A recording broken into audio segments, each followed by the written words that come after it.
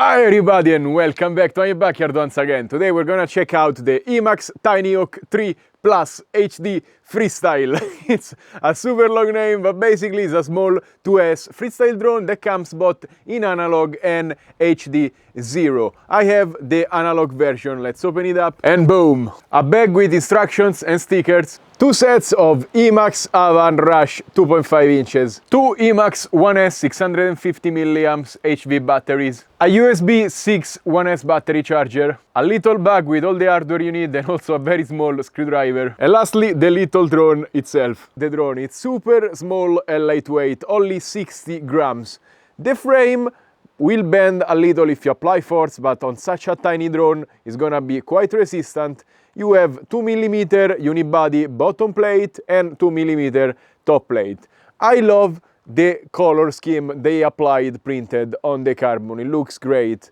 The motors are Emax 1202.5 7000 kV and the flight controller is an all-in-one F4 with 16 amps ESCs, and also you have an integrated Express LRS 2.4 GHz receiver. The 3D printed canopy holds a Runcam Nano 6 camera, and under the flight controller you will find a VTX that goes up to 200 milliwatts and it comes with a little nice antenna. On the top you have a very tiny, pretty looking battery strap.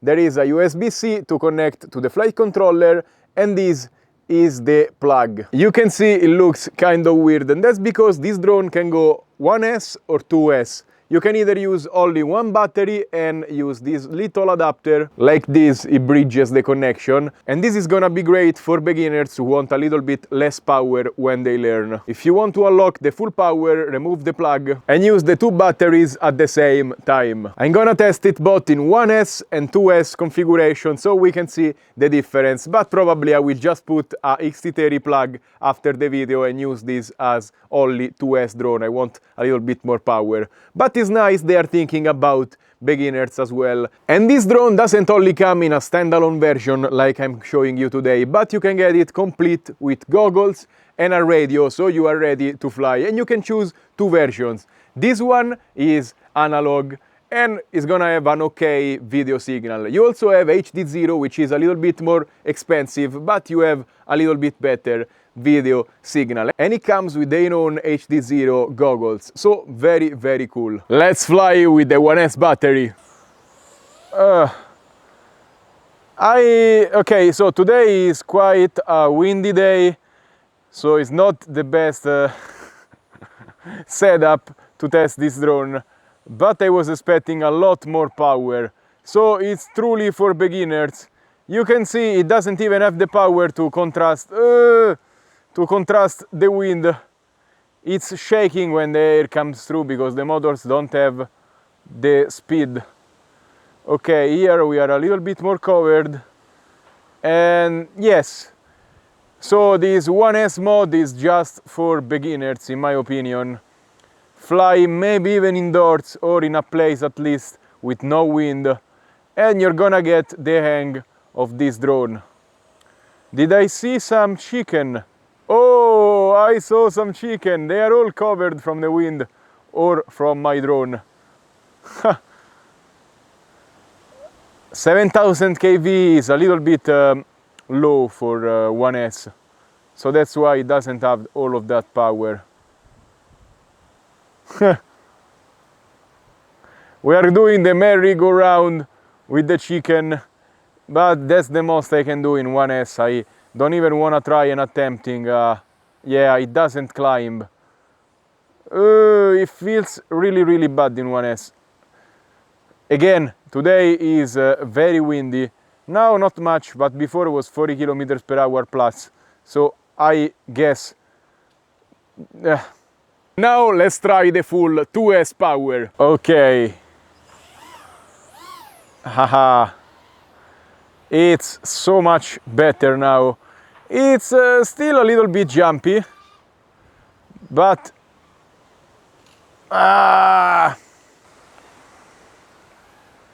of course it's a windy day, but I can still see the drone. It's a little bit wobbly and loose.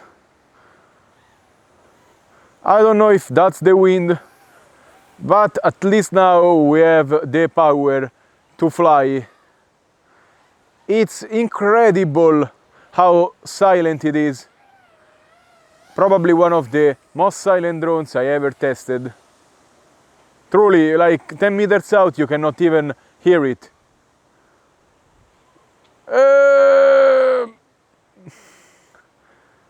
The signal is not bad. It says we are at 400 milliwatts, but I read it goes up to 200, so I don't know how it's possible. But it seems like it's 400 because yesterday I tested a 200 milliwatt drone and it was doing much worse. Maybe the antenna on that drone is busted, but this one, for being analog, I like the reception is really good. Of course, the drone is struggling. You see the branches moving. It's really a rodeo flying this thing with this wind. I feel like I need to put a DJI 04 Lite into this drone. I don't know why they don't make the option for it, but I feel like a lot of people are gonna like it. I guess Emax is based in US and maybe they don't have access to the 04 Lite for some US reason. I don't know why you guys in US don't have access to that camera. I don't know why DJI doesn't rebrand and sell 04 systems in US, because it's a big market. They already rebranded the Mini 4 Pro with another company and they started selling it. So I feel like they can do that with the FPV systems. I feel like it's gonna be a nice drone to learn acro. Even with all of this wind, it flies nice. Of course, it's a tiny drone with a lot of surface propeller area and the wind is pushing. Not even a scratch after that ladder hit. So this drone is so lightweight, it's gonna be really hard to break it. Again, if there is no wind, it's gonna be a nice drone to practice a little bit of freestyle. Stop jumping, boom, I did it. It's quite hard to control it with all of this wind.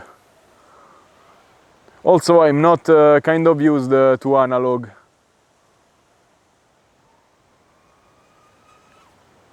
Yeah, the wind is not allowing me to power loop. Ooh, you see? It just goes sideways. Okay, it's time to land. Just look at it, not even one scratch. I feel like this drone is gonna be very nice for practicing freestyle. If you crash, it's gonna be hard to break it. Of course, if you crash on concrete, you can break the glass, you can scratch and scuff things. So maybe practice in a park, it's super silent, you will not disturb people. Just don't fly in the wind because it's a small drone, it's super light and it will get dragged around.